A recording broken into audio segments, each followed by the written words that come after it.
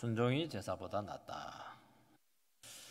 우리 지난주부터 기독교는 순종의 종교이다 그렇게 말씀했습니다. 순종이 없을 때 기독교 자체가 성립이 안 되고 무너집니다. 그리고 순종이 있고 나서부터 다른 위대한 많은 기독교적인 가치가 의미를 가지게 되는 것입니다. 기독교에는 참 귀한 것들이 너무 많습니다. 열정, 사랑, 소망, 은사, 능력, 업적, 정말 또 많은 그 믿음의 비밀들. 참 기독교는 너무나 선한 것들이 많은데 그거 맨 밑바닥에 그 이전에 순종이 반드시 결부가 돼야 됩니다. 기독교에서 어찌 보면 가장 중요한 것이 예배일 겁니다. 구약 성도들에게 있어서는 제사 지내는 것일 텐데 오늘 분명히 말씀했습니다. 순종이 제사보다 낫다고 했습니다. 제사보다 순종이 우선입니다. 그리고 불순종하는 것은 점치는 죄와 같다고 했습니다. 점치면 구약에서는 돌로 쳐 죽이는 것이거든요. 고집 부리고 완고한 것은 거역하는 것은 우상에게 절하는 것 같다. 똑같은 겁니다. 그러니까 기독교는 종교행위를 많이 하고 예배 자체가 이게 중요하지 않다는 게 아닙니다. 그것보다 훨씬 더 중요한 게 뭐냐? 순종하는 겁니다. 그러니까 이 불순종이라고 하는 게 얼마나 무서운 죄인가 하는 것을 정말 생생하게 고발하고 있습니다. 그래서 신앙은 뭐냐?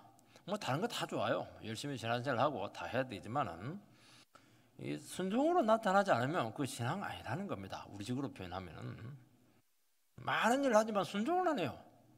그건 아닙니다. 그거는 점치는 죄하고 똑같다고 말씀하고 있습니다.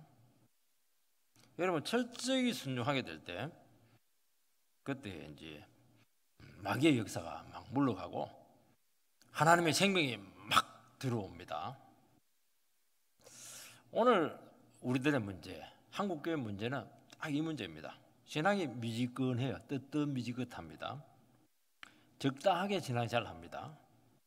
양다리를 딱 걸치고 신앙생활을 합니다. 이게 틈이 생기는 겁니다. 틈이 생기면 그 틈을 이제 마귀가 치고 들어옵니다. 그래서 그 영혼에게 침투해가지고 막 그때부터 미혹을 하기 시작합니다. 천국과 지옥을 왔다 갔다 해요. 여기서 이제 문제가 생기는 겁니다. 그래서 기독교는 뭐냐?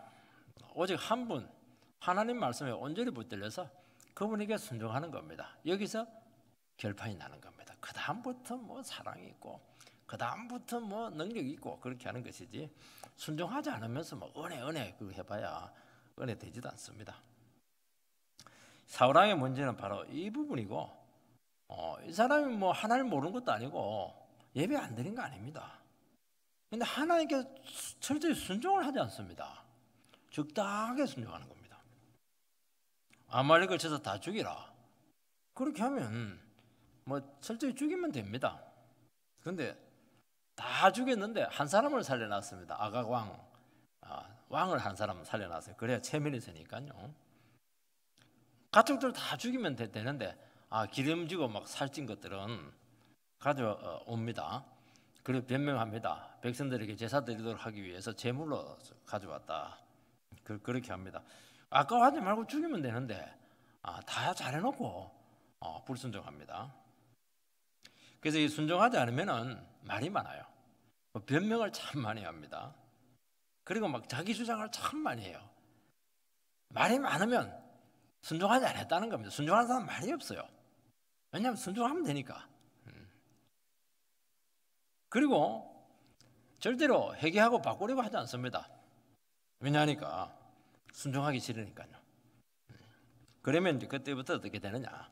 마귀가 그 영혼에게 이제 영향을 주기 시작하는데 미혹에 빠지기도 하고 그냥 우울증도 걸리기도 하고 천당과 지옥을 왔다 갔다 하기도 하고 전 삶이 황폐하게 된다고 우리는 사울의 생애를 통해서 얼마든지 우리는 추론을 해볼 수가 있습니다. 하나님의 말씀이 위대한 게 뭐냐? 하나님의 말씀은 우리 안에 있는 거 바로 불순종하는 그 본성, 반항하는 그 기질들, 거역하는 그런 참 반골적인 그런 사고들, 이런 것들을 이제 정확하게 보여줍니다. 왜냐하면 이거는 교묘해가지고 잘 노출이 안 됩니다. 속에 있거든요. 은밀합니다. 그리고 자기들이 사람들이 불순종하면서 자기들이 불순종한다고 생각하지 않아요. 나는 이렇기 때문에 불순종했다는 겁니다. 사울도 나는 이래서 제사 드리려고 그렇게 했다는 거죠. 다 죽였는데 왕한 사람 뭐 살려난 게 그 뭐가 잘못이냐. 하나님 너무 나를 막 너무 쪼으신다. 이렇게 자기 논리가 있기 때문에 이게 잘 알지 못해요. 그래서 하나님 말씀 앞에서 철저히 내 속에 있는 그 불신앙들, 반항하는 그 기질들, 이런 것들이 다 드러나가지고 십자가 앞에 못 박아버려야 되는 겁니다. 그러면 뭐가 일어나느냐? 그때부터 이제 생명이 들어오게 되고 정말 성령이 어떻게 역사하는가 임하게 된다는 것입니다. 그래서 순종이 너무 중요하다 하는 것을 우리 두 주간에 걸쳐서 지금 살펴보고 있는 것입니다. 첫 번째는 이 사울의 변질이 나오고 있습니다. 17절에서 19절 말씀을 보면 사무엘이 이르되 왕이 스스로 작게 여길 그때 이스라엘 지파 머리가 되지 아니하셨나이까. 여호와께서 왕에게 기름을 부어 이스라엘 왕을 삼으시고 또 여호와께서 왕을 길로 보내시며 이르시기를 가서 죄인 아말렉 사람을 진멸하되 다 없어지기까지 치라 하셨거늘 어찌하여 왕이 여호와의 목소리를 청종하지 아니하고 탈취하기에만 급하여 여호와께서 악하게 여기시는 일을 행하셨나이까. 사무엘은 사울에게 하나님의 말씀을 들려주겠다고 합니다. 사무엘이 오니까 사울은 굉장히 들떴어요. 잘했다고 생각을 했습니다. 왜 잘했다고 생각을 했냐니까 철저히 순종했거든요. 그때 이제 뭐라고 하냐니까 이제 사무엘은 속이 상한 겁니다. 내가 어젯밤에 하나님께서 하신 말씀을 너에게 전해주겠다. 하나님께서 사무엘에게 전해준 말씀이 뭐냐? 나 사울 세운 거 후회한다. 다 저를 말을 안 듣나? 폐위시켜라. 이제 그 얘기하는 겁니다. 그런데 이제 사무엘은 사울은 그 얘기를 듣고 하세요, 말하세요. 왜냐하면 왜 그 말을 했냐니까 칭찬받을 걸 생각한 겁니다. 왜냐하면 자기는 잘했거든요. 다 죽였고 짐승도 거의 다 죽였고 얼마 조금만 이렇게 불순종한 겁니다. 당연히 축복받을 줄 알았는데 얼마나 당당했는지 모릅니다. 그러면서 무슨 얘기를 하냐니까 사울 왕이 왕을 삼을 때 당신이 스스로 작게 여길 때 그때 내가 왕을 삼았다는 겁니다. 그러니까 사울이 처음 왕이 될 때는요 그렇게 사람이 도도하지가 않았어요. 그리고 참 겸손하고 온유했습니다. 부끄럼도 많이 타고요. 그리고 자기가 왕이 될 수 있다고 꿈에도 생각하지 못했습니다. 그 말은 또 맞습니다. 그리고 이스라엘 중에 제일 작은 베냐민 지파고 베냐민 지파 중에서도 기스 가문은 제일 약한 가문인데 어떻게 내가 왕이 다 될 자격이 있겠습니까? 그래서 제비를 딱 뽑았는데 사람이 없습니다. 행구 뒤에 숨어가지고 그냥 그 있지 않습니까? 숨을 때 얼굴만 쳐박고 엉덩이 빼놓고 있는 거예요. 이게 그 큰 사람이. 하나님은 스스로 가장 작다고 생각하는 겸손한 사람을 세워서 참 크게 쓰십니다. 하나님이 사울에게 기대했던 모습은 뭐냐? 그 모습을 계속 가지고 있으라는 겁니다. 그 자세를 가지고 있으면 절대로 안 버린다는 겁니다. 그 자세를 가지고 있으면 절대로 네가 짓밟히지 않는다는 겁니다. 근데 사울은 변해버렸습니다. 그것도 짧은 시간에 바뀌어버렸습니다. 그래서 첫 하나님께서 명령을 내렸어요. 조금 이상해가지고 테스트를 한번 한 겁니다. 아말렉 다 쳐라, 진멸시켜라. 그러면 그렇게 하면 되는데 순종을 하지 않았습니다. 사울은 지금 스스로를 대단하게 여기기 시작했습니다. 크게 여겼어요. 왕이니까요. 그래서 하나님의 명령이지만 내 생각에 따라서 좀 바꿔도 된다 생각할 정도로 마음이 높아졌고 교만해지게 된 것입니다. 사람은 어느 순간 처음에는 순종해요. 근데 자기가 하나님보다 더 똑똑하다고 여기기 시작합니다. 그럼 내가 옳고 그르다. 그 판단을 스스로 하게 됩니다. 그러면서 사람이 이제 거만해지게 되고 겸손한 모습이 사라진다는 것입니다. 누구든지 처음에는 참 겸손해요. 또 순하고 순종적이고 온유합니다. 근데 시간이 지나고 직책이 높아지게 되고 권위가 생기게 되고 그리고 권한이 많아지면 이제 그때부터가 중요한 겁니다. 그때부터가 이제 본 게임입니다. 그런 것들이 하나님과의 관계의 변화를 가져오지 않도록 해야 된다는 겁니다. 근데 자기도 모르는 사이에 자기도 몰라요. 근데 어깨에 힘이 막 들어가 있고요. 목이 깔리기 시작하고요. 목이 막 빳빳해지기 시작하고 그러면서 막 자기 주장이 막 나오기 시작한다는 겁니다. 마치 나는 타고난 사람이나 되는 것처럼 나는 이 자리에 마땅히 있어야 될 택한 사람이나 되는 것처럼 자꾸 착각을 합니다. 사실은 하나님께서 끝까지 높여준 것도 전적인 하나님의 은혜입니다. 정말 아무것도 아니거든요. 우리는 누굽니까? 우리는 죄인입니다. 죄인의 특징은 뭐냐? 죄인은 고개를 들면 안 되는 겁니다. 왜냐하면 죄인이 고개 빳빳이 드는 것은 이거는 죄인이 아니죠. 그런데 우리는 죄인인데 하나님께서 이렇게 아름답게 만들어주고 이렇게 하면 그냥 고개를 숙이고 이렇게 해야 되는데 자기도 모르는 사이에 이상하게 맛이 가고 변질이 오게 된다는 것입니다. 그러니까 사울이 그가 끝까지 버림받지 않고 살기 위해서는 딱 한 가지 방법밖에 없는데 나는 절대로 이 자리에 설 수가 없었고 죽는 날까지 그 마음을 변치 않게 가지고 있었으면은 절대로 망하지 않습니다. 여러분 지금도 마찬가지입니다. 인기가 생기고 돈이 생기고 막 권력이 생기고 유명해지고 이렇게 하면은 지금까지 안 달라진 사람이 없어요. 그리고 스스로 착각을 합니다. 내가 마치 그런 사람이었던 것처럼 생각을 합니다. 아니잖아요. 우리 그런 사람 아니었습니다. 그래서 참 우리가 시간이 갈수록 은혜가 참 필요한 부분이 이 부분입니다. 여러분 하나님 앞에서 겸손해지려고 하면은 어떻게 해야 되느냐? 내가 한 것은 생각을 하면 안 됩니다. 늘 하나님 앞에서 인격적으로 서야 됩니다. 하나님 앞에서 인격적으로 서야 된다는 말이 무슨 말씀이냐 하면은 하나님 앞에 서면 인격적으로 서야 됩니다. 형식적으로 서면 안 됩니다. 인격적으로 선다고 하는 것은 그분의 권위 앞에 딱 서야 되는 겁니다. 그러면 어떻게 되냐? 너무 고매한 분이 있고 너무 깨끗하고 너무 거룩하고 무게가 있으면요 우리가 왜소해집니다. 그리고 우리 속이 다 보입니다. 그 인격이 참 그렇게 놀랍습니다. 도둑놈 앞에 서면 막 그렇지가 않아요. 근데 너무 고매한 분 앞에 서면요 인간 사회에서도요 내 속이 막 다 드러나는 것을 알게 되고 저절로 그냥 무릎이 꿇어지는 겁니다. 하나님 앞이라면 얼마나 그렇겠습니까? 여러분 베드로가 하나님 앞에 탁 섰을 때 주님 앞에 섰을 때 나는 죄인으로서이다. 나를 떠나소서. 자기 나름대로는 참 업으로서 잔뼈가 굵었는데 밤새도록 수고했는데도 고기 한 마리 못 잡았어요. 그래서 오른쪽에 던지라 이래 하니까 막 건물이 찢어질 정도로 잡히게 된 겁니다. 그러면 땡 잡았다. 이야 진짜 대단하다 이렇게 할 텐데 그렇게 하지 않고 예수님 앞에 가서 탁 무릎을 꿇고 저는 죄인입니다. 저를 떠나소서. 이게 정상적인 반응이라는 겁니다. 하나님의 그 절대적인 권위 앞에서 내가 아무것도 아니구나 하는 것을 깨닫는 것이 뭐냐니까 주님 앞에 인격적으로 서는 것입니다. 이게 중요한 거예요. 이게 바울 사도도 이런 고백이 있었습니다. 바울 사도가 얼마나 충성된 종이었고 정말 인류 역사상 이렇게 하나님 앞에 헌신된 종이 없어요. 그래도 바울은 늘 나는 아무것도 아니다. 나는 무익한 종에 불과하다. 이런 고백을 했던 종이었던 것입니다. 여러분 우리가 자기 자신을 부인하고 날마다 십자가를 져야 되는 이유는 그것 자체가 목적이 아닙니다. 나는 얼마나 나를 죽였냐? 나는 얼마나 낮췄냐?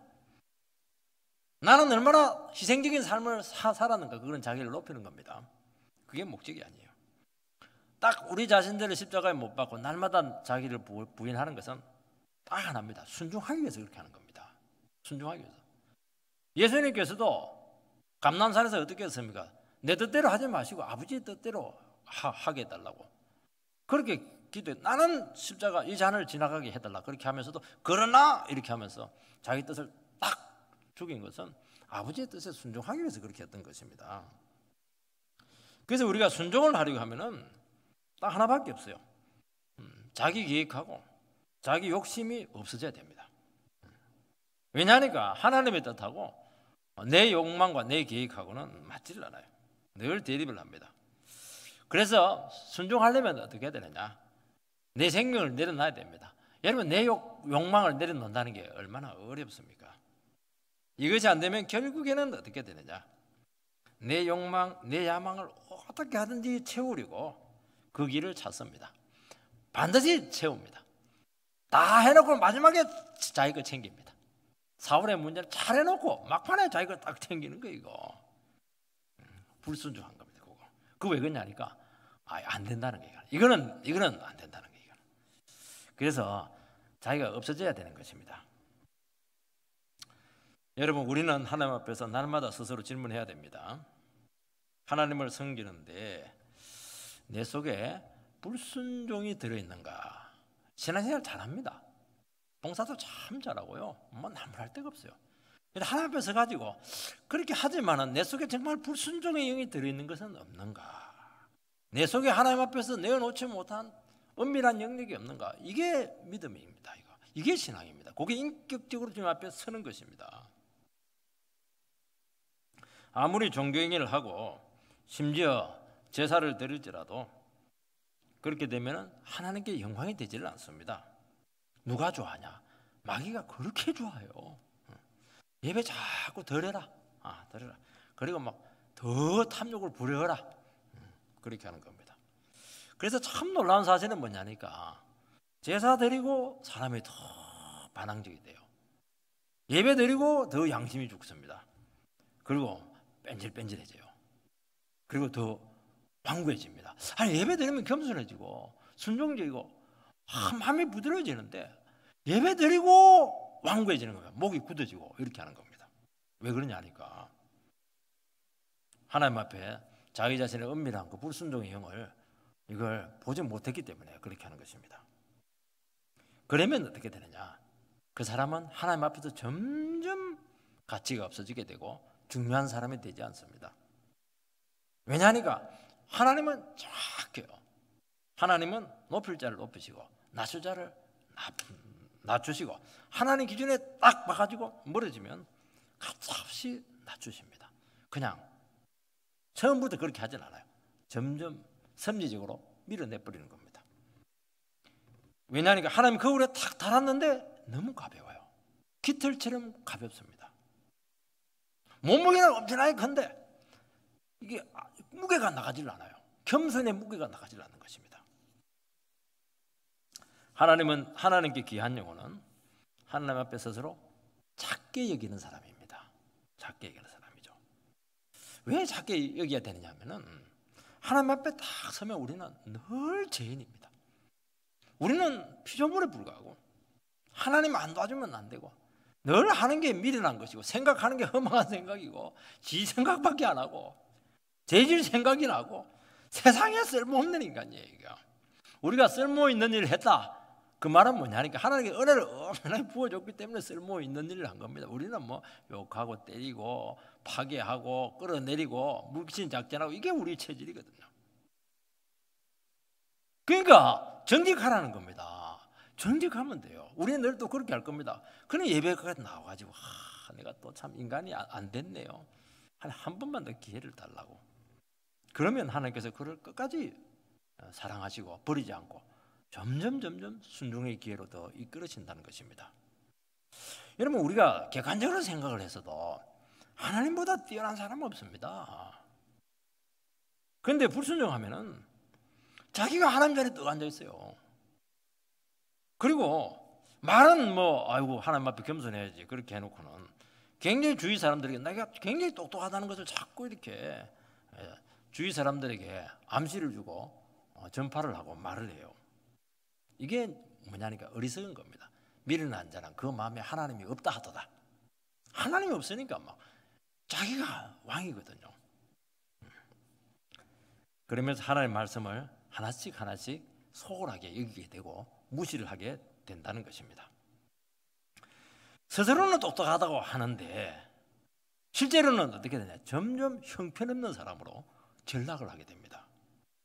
여러분, 결코 자기 주장이나 자기 의도대로 되지 않습니다. 그게 문제예요. 자기는 똑똑하다 막 떠들고 주장하고 막 논리를 세우고 이렇게 하는데, 문제는 절대로 그렇게 안 돼요.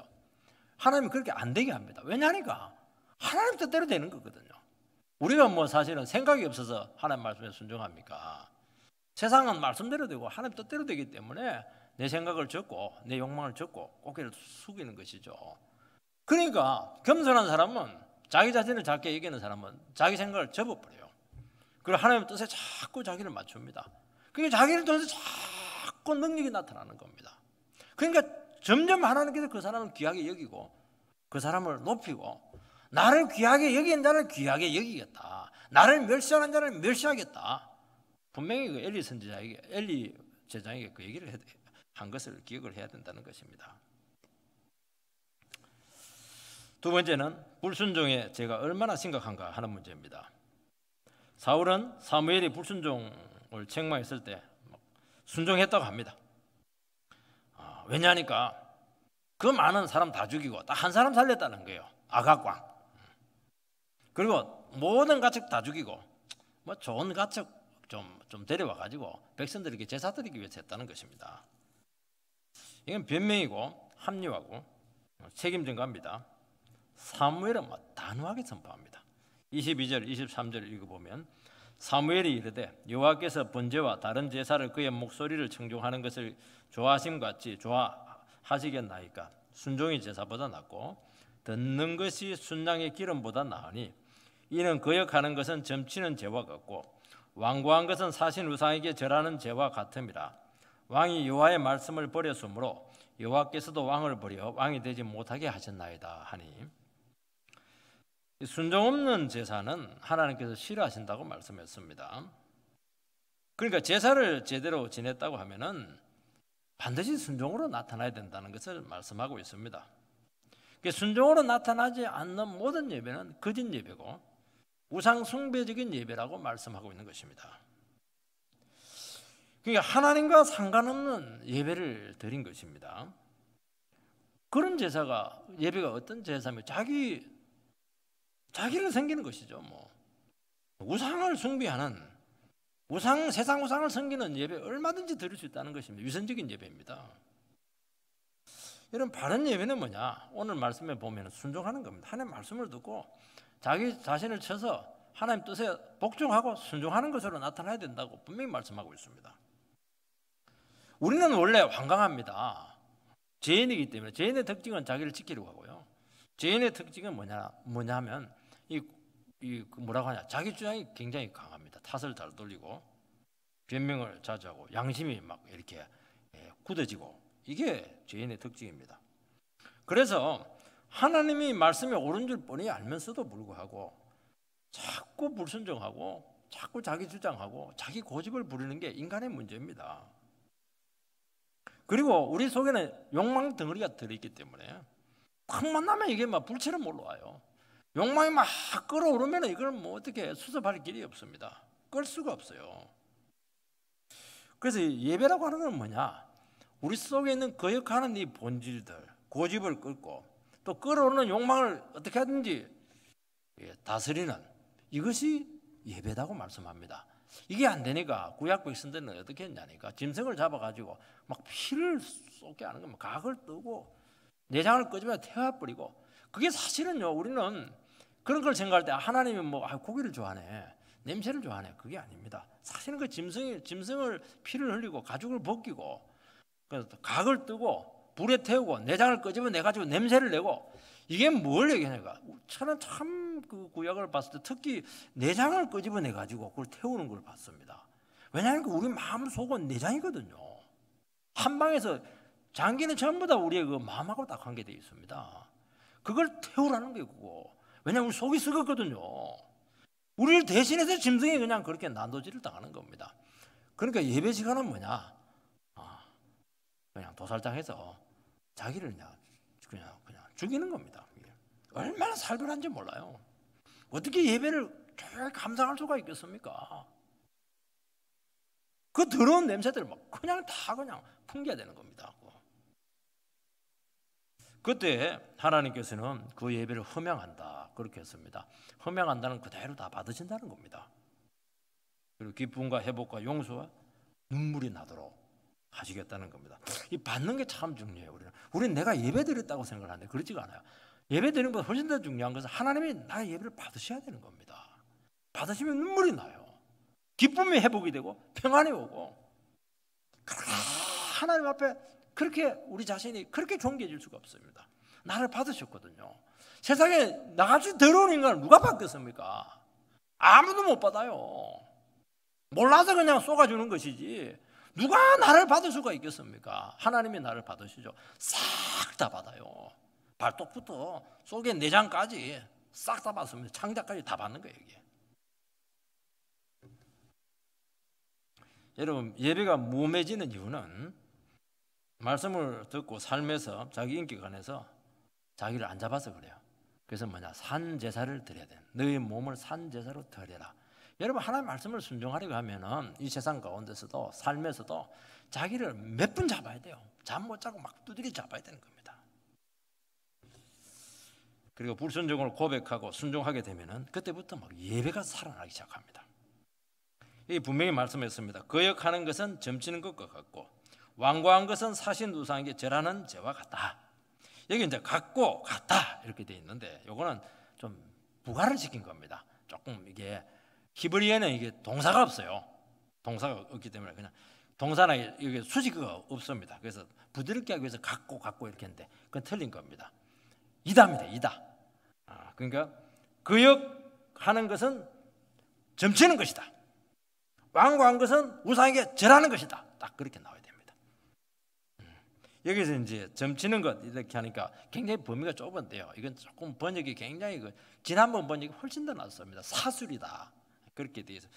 거역하는 것은 사술과 같고 이렇게 말씀하고 있습니다. 이 사술이 뭐냐니까 점치는 것이고 마법이고 주문을 외우는 것이고 그렇게 하는 것입니다. 그래서 이 단어는 원래 정확한 뜻이 없습니다. 누가 정확하게 다 의미를 알 수가 없어요. 되게 복술, 마법, 요술 이런 것들이 이제 해당이 됩니다. 사술을 쓰는 목적은 분명합니다. 정확한 의미는 모르는데 그 목적은 분명해요. 사술은 뭐냐? 사람을 귀신의 세계로 빨아들이는 겁니다. 사람을 다스리고 그 마술을 하고 그다음에 사술을 하고 요술을 이렇게 가지고 영혼을 그냥 싹 그냥 미혹을 시키는 겁니다. 그리고 영혼을 지배하기를 원하는 겁니다. 그게 사술의 세계입니다. 다른 게 아니에요. 어둠의 세력을 끌어들이는 것입니다. 그래서 비교 이런 것들, 사교 이런 것들 다 똑같은 겁니다. 영혼을 악하게 지배를 하게 한다는 것입니다. 그래서 그냥 안 되니까 어떻게 하냐니까 마약을 하게 하고 술을 먹게 하고 불법을 행하게 하고 더러운 성관계를 하게 하고 도둑질도 시키기도 하고 그리고 법이나 규칙을 막 그냥 어기게 합니다. 권위를 막 무시하게 하고 정당한 법을 거역하게 하고 도덕도 없고 전통도 없고 질서도 없고 그게 무서운 겁니다. 그게 뭐냐니까 그게 사술의 죄입니다. 사술로 들어가는 겁니다. 왜 그렇게 그냥 거역하는 쪽으로 계속 가고 반항하는 쪽으로 가냐 하니까 기존 정상적인 것에 대해 자꾸 이상한 쪽으로 가냐 하니까 그렇게 할수록 더 힘을 얻기 때문에 그렇게 하는 겁니다. 그래서 거역은 사술입니다. 사술과 같은 게 아니고 사술입니다. 그래서 하나님을 거역할수록 귀신의 세력에 영향을 주게 되고 지배할 수 있는 여지가 커지게 된다는 것입니다. 그래서 하나님 말씀을 거역을 하면은 자기도 알아요. 이렇게 하면 귀신이 자기를 갖고 논다는 것 다 아는데도 불구하고 막 그냥 자기 영혼을 방치합니다. 참 이게 참 무서운 겁니다. 물론 우리가 예수를 믿으면 우리 귀신 들어오진 않아요. 근데 강력한 귀신의 그 영향력 안에 있을 수가 있습니다. 그래서 점점 노골적으로 하나님 말씀을 부정하고 거역을 하게 한다는 것입니다. 그냥 자기 마음대로 해요. 자기 마음대로. 방종하고 반항하고 거역하게 하고 대들게 되고 질서도 없고 위아래도 없고 그게 왜 그러냐니까 거역을 하고 어둠의 세력이 그의 영혼을 지배하기 때문에 그렇게 하는 것입니다. 이게 미혹당하는 것이죠. 타락하는 겁니다. 스스로는 뭐 내 마음대로다, 나는 자유다, I am free 이렇게 하는데 뭐가 프리예요? 그냥 마귀의 종로로 타는 거죠. 죄의 종로로 타는 것입니다. 여러분, 신앙은 진리 안에서 자유하는 것입니다. 하나님의 말씀의 통제를 하게 될 때 그때 어떻게 되냐니까 진정한 평화가 오고 자유가 오는 것입니다. 왜냐하니까 하나님의 말씀은 모든 그 미신과 전통과 미신의 사설들 이런 것들, 어둠의 세력들 다 끊어버리고 정말 진리로 하여금 우리 자신을 되찾게 하는 것입니다. 그래서 진리가 이렇게 위대한 것입니다. 사무엘은 사울에게 경고합니다. 하나님을 거역하는 것은 사술이다. 사술의 죄를 짓는 것이고 귀신의 영향력으로 네 자신을 열어주는 것이다. 그렇게 경고합니다. 이제 그렇게 되면 어떻게 되느냐? 제정신으로는 할 수 없는 일들을 할 수 있게 됩니다. 그래서 얼마 되지 않아가지고 사울에게 막신이 자꾸 들어가지고 자꾸 우울증이 오고 번뇌가 되고 그리고 막 자기 영혼이 그렇게 괴로운 겁니다. 다윗이 가지고 수금을 타주면 조금 정신이 맑아지고 또 막 다윗이 미우니까 막 자기를 위해서 수금 타는데 막 창을 던져 죽이려고 하는 겁니다. 그러니까 그 마음에 뭐 지옥도 그런 지옥이 없는 겁니다. 이게. 그러니까 악신이 뭐 제 집 전하들듯이 사울 마음에 들락날락 하는 겁니다. 그러니까 이 사울은 마음이 편치를 않아요. 고통을 받으면서도 회개하지 않았기 때문에 상태가 점점 심해지게 된다는 것입니다. 권위에 복종하지 않고 하나님 말씀에 불순종했을 때 소중한 것을 다 짓밟는 자가 된다는 것입니다. 분노를 또 이기지 못해가지고 의심병이 들어가지고 막 여러분 이 세상에서 제일 거룩한 사람들이 제사장이지 않습니까? 제사장 85명을 몰살시켜버리는 겁니다. 악신이 그를 조종을 해가지고 막 질투, 분노, 정오, 다툼, 살인, 미움, 미혹 온갖 안 좋은 것들이 막 다 나타나게 되었다는 것입니다. 여러분 다윗처럼 충성종이 어디 있고 마음의 합한 자 아닙니까? 저놈을 반역자로 생각을 하는 겁니다. 거짓을 참으로 생각을 하고 진실을 거짓으로 생각하는 겁니다. 저도 이 불순종한 시절이 좀 있었습니다. 뭘 몰라서 그랬죠. 그래서 나를 정말 위하고 기대해 주는 사람을 나를 해하는 사람으로 착각을 했습니다. 오랫동안. 그리고 권위에 반발하는 것이 이게 정직한 것이라고 여겼습니다. 저는 원래 좀 얌전했기 때문에 얌전하게 순종하는 것이 약한 것이고 위선적이다 생각을 했습니다. 그리고 순종하면 그 사람에게 예속당할 수밖에 없고 결국 저 사람에 의해서 내가 이용당할 수밖에 없다. 온갖 충동이 다 올라왔어요. 마음이 편치 못하고 막 속이 막 지옥이 되었습니다. 말씀에 순종하는 경건한 사람이 위선자처럼 느껴지게 되었고 무시를 하게 되었던 것입니다. 주님께서는 이런 나를 버리지 않고 참으시고 그리고 불순종한 대가가 얼마나 혹독한지 얼마나 네 마음이 지옥이 될 수 있는 것인지 얼마나 상황을 왜곡시키는 것인지 철저하게 느끼고 깨닫게 했습니다. 결국에는 어떻게 됐느냐? 내 안에 순종하기 싫어하는 그 완고한 고집이 있다는 것을 알게 되었고 정말 주님 앞에서 정말 온유하지 못한 부분이 있다는 것을 알게 되었고 그 고백하고 내 자신을 내려고 눈물 쫙 흘렸을 때 그때 진정한 평안이 왔고 그때 진정한 순종이 무엇인가 하는 것을 알게 되었던 것입니다. 내가 얼마나 야망덩어리인지 목회를 한다고 하면서도 얼마든지 내 영광 취하려고 하는 그 거짓된 모습을 절절히 깨달게 되었다는 것입니다. 그거 내놔야 된다는 겁니다. 세 번째는 끝까지 회개하지 않았습니다. 24절 말씀을 보면 내가 범죄하였나이다. 이게 회개한 게 아니에요. 이것은 변명입니다. 여러분 바로도요 내가 범죄하였나이다 그 얘기합니다. 왜냐하니까 한 10분 재앙을 당하고 나니까 너무 겁이 나가지고 괴롭다는 거예요. 회개한 게 아닙니다. 회개는 결단하고 돌이키는 겁니다. 25절에 보면은 사무엘에게 같이 제사를 드리러 가자 이렇게 합니다. 제사 드리러 사무엘에게 같이 가면 사무엘을 통해서 회개하는 게 아닙니다. 사무엘이 그냥 팍 까뿌리면 백성들 앞에 하나님이 사울을 버렸다는 것이 적나라하게 드러나기 때문에 체면이 말이 아니에요. 나를 체면 좀 세워달라는 겁니다.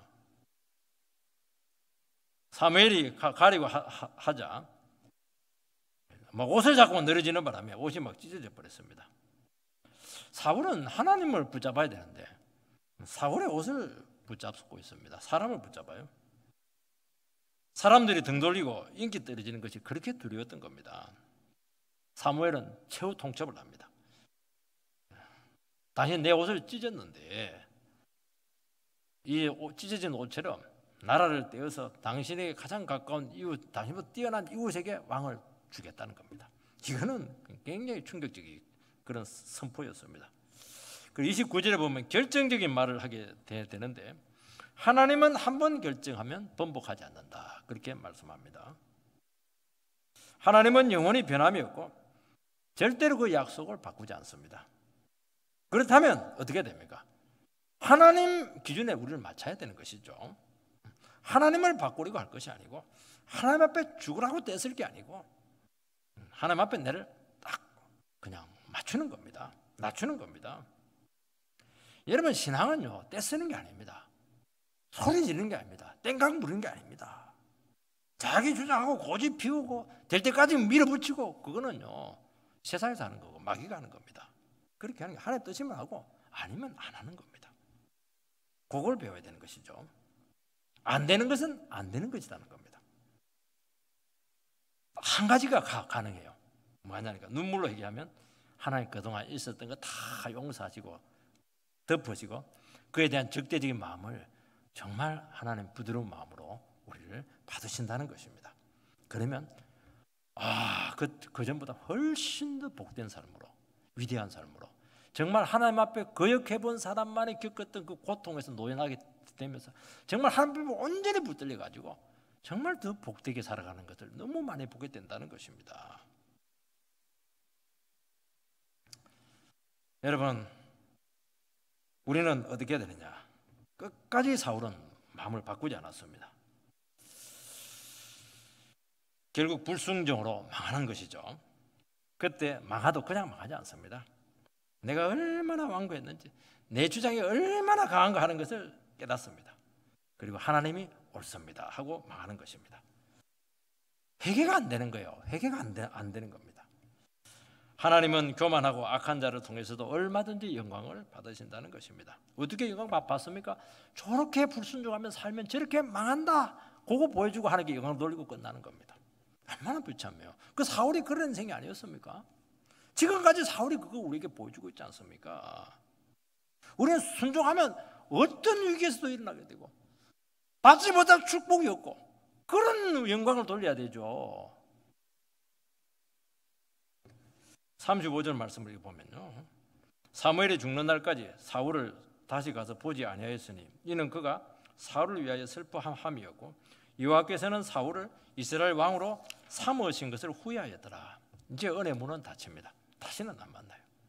그때부터 이제 무서운 사술의 삶으로 저주의 삶으로 그는 들어가게 되었던 것입니다. 하나님께 순종하는 백성은 결코 저주와 악한 영의 역사를 받을 수가 없어요. 끝까지 회개하지 않고 끝까지 불순종하면은 이렇게 돼요. 이렇게 됩니다. 마귀가 날마다 그냥 우리에게 찾아와 가지고 충동질하고 영향을 줄 수 있다는 것입니다. 여러분 발람 선지자가 굉장히 능력 있는 선지자였습니다. 이 사람이 축복하면 축복이 와요. 이 사람이 저주하면 저주가 옵니다. 그래서 모압 왕 이름도 불려요. 발락이 거금의 뇌물을 갖다 바쳐가지고 저 광야에 있는 이스라엘 백성들 저 사람들을 저주를 해달라고 그렇게 합니다. 그럼 안 해야 되는데 돈 욕심이 있어요. 이 선지자는 이게 문제였습니다. 그 가서 이제 저주를 했는데 하나님께서 뭐 그냥 털어가지고 저주를 못하고 축복을 줍니다. 그래서 이제 내가 능력이 약하구나. 그래가지고 산 위를 또 올라갑니다. 산 위에 올라가면 더 저주가 강할 거 생각했는데 그게 더 큰 축복이 온 겁니다. 3번을 실패를 해요. 그러면서 유명한 말을 합니다.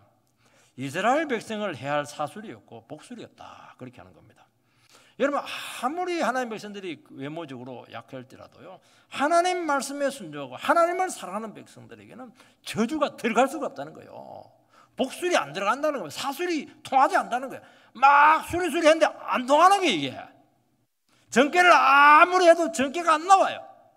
예수 믿는 것 때문에 그냥 점집이 망해버려요.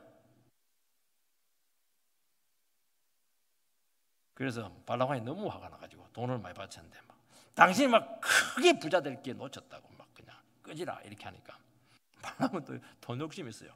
근데 한 가지 깨를 냅니다. 이스라엘 백성들을 저주하는 한 가지 방법이 있습니다. 어떻게 했냐니까 모압 여성들, 아주 이쁜 모압 여자들을 이스라엘 진에 몰래 보냅니다. 이스라엘 남자들이 막 그 모압 섹시한 여자들 보고 막 정신을 못 차려가지고 막 성적인 죄를 짓고 하나님 법을 어기고 심지어는 여자도 따라와가지고 그냥 모압 신에게 막 우상에게 절을 하고 하나님 그 저주를 퍼부어가지고 연병을 일으키게 되는데 이 연병할 놈 이라면서 24,000명이 죽습니다. 24,000명은 많은 숫자입니다. 많은 숫자입니다. 심지어 이스라엘 족장이 미디안 여자를 막 자기 집으로 끌고 오는 거예요. 진은 여러분 진이라고 하는 거 성경에 있는 곳을 이야기하는 겁니다. 하나님의 임재가 있는 곳이에요. 그리고 막 뻔뻔스럽게 자랑합니다. 아우 얼마나 이쁘냐 이렇게 하는데 지금 옆에서는 사람들이 죽어가지고 막 난리가 나고 눈물 흘리고 이렇게 하는데 그렇게 그냥 영혼이 그냥 망령됐던 것입니다. 비나서가 가지고 두 연놈을 그냥 꽂아서 죽이니까 연병이 딱 끝이게 되었던 것입니다. 여러분 철저한 순종은 저주를 끊습니다. 질병과 연병은 하나님께서 내린 게 아닙니다. 여러분 노골적으로 반항하고 권위를 무시하고 불순종하면은 하나님께서 보호의 손길을 거두시는 겁니다. 그럼 그때부터 마귀가 하나님 허용 범위 안에서 난리를 지키는 거예요. 난리를. 반드시 불의한 일이 나타납니다. 틀림없어요. 이거는 합법적으로 막 들락날락 하면서 그냥 짓발로 버리는 겁니다. 그래서 거역이 사술이다 하는 말이 맞습니다. 여러분 우리 안에 있는 이 불순종의 영을 이 시간 몰아내시기 바랍니다. 나머지는 차후의 문제. 미지근한 지나면 안 돼요. 그러면 악한 영이 움직일 수 있는 여지를 반드시 주게 된다는 것입니다. 철저한 순종만이 저주로부터 질병으로부터 재앙으로부터 우리를 지키신다는 것입니다. 여러분 불순종하면 고통의 연속입니다. 참 이상해요. 성진에도 밀리고 실직해버리고 그냥 뭐 나만 안 되고 결혼 생활도 삐그덕거리고 나중에 잘 안 되면 이혼도 해버리고 뭐 도식적으로 생각할 필요는 없어요. 끔찍한 일이 막 생기고 좌절에 빠지고 그리고 막 뜻대로 안 되니까 미친 듯이 막 사람들을 비난하고 자기 논리에만 맞지 않는 사람도 있어요. 막 그 사람에게 탓을 다 돌리고 막 이렇게 하고 말이죠. 부모에게 탓 돌리고 목사에게 탓 돌리고 막 그냥 배우자에게 막 탓 돌리고 막 이렇게 하는 겁니다. 자기는 못 봐요. 자기 때문인데 못 봐요. 미혹이 되어가지고 마음의 어둠이 막 찾아온 겁니다. 우리 마음을 어둠의 세력에 넘겨주기 때문에 마음대로 공격하고 지배를 한다는 것입니다. 참 한번 불순종의 영에서 한 사로잡히면 이상한 게 깨닫지를 못하고 배우려고 하지 않는 겁니다. 그 마음을 자꾸 더닫는다는 거예요. 이게 자기가 분명히 잘못하고 자기가 뻔한 실수를 한 것이고 자기가 태도가 잘못된 것인데 배우기는 그냥 뭐 도리어 남을 비난하고 그렇게 광야에서 방황하는 것입니다. 하나님 말씀이 비치기를 바랍니다. 말씀은 우리를 비춰주는 유일한 거울이 된다는 것입니다. 그리고 하나님 앞에 나가기만 하면 다시 생명이 한순간에 찾아와요.